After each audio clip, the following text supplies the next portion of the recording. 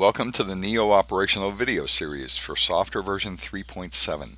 These videos are designed for targeted instruction to get you up to speed quickly and simply. This video targets patching relays. So the first step would be to identify the addresses that one needs and to unpatch those relay outputs if needed. So we're going to go in the patch. We're going to make the assumption that we have one universe of DMX.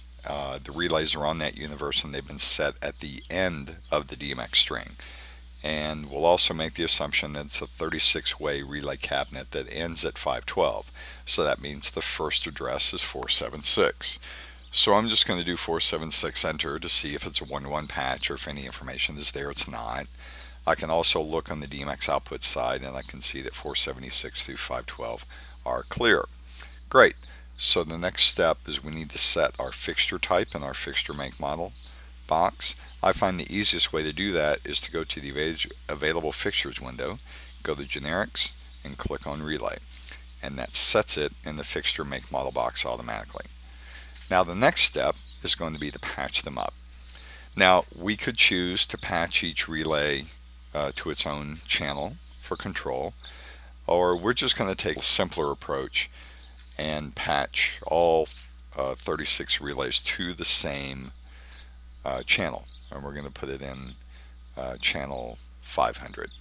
So we've got the type set correctly to relay, and now I'm going to say 500 at 476 through 512, and that has been patched. It also set a label for it in the purpose column, and we can look here and we can see that outputs 476 through 512 are patched to 500. They have a little asterisk, which means they have a profile that's assigned to them. And again, this is a profile assigned at the dimmer level, not at the channel level, because if we look here, we have a column here called profiles where we could set that here. But again, that wasn't done. It was set at the dimmer level, and you can see that by going to options, edit dimmer profiles, and we can see here starting with 476 through 512 they've all been assigned an inverted non-dim profile. So what that's going to mean is that by default the value is going to be inverted, so without any level going out to the channel it's going to be outputting at full, and if the channel is outputting at full, then the dimmer will be at 0. Why do we do that? We do that because we believe the normal state of these relays is going to be on. So if the system is on, then the relays are on so that you can use your LEDs. Otherwise, you won't be able to use those fixtures because they won't have any power. So let's go back to live, and it will ask us if we want to save our patch, and we do, and we can look here and we can see channel 500, and it's been labeled as a relay, so it's very convenient for us to see. So I'm going to go to DMX view, and we can look at 476 through 512, and they are indeed at full. So if I had LEDs patched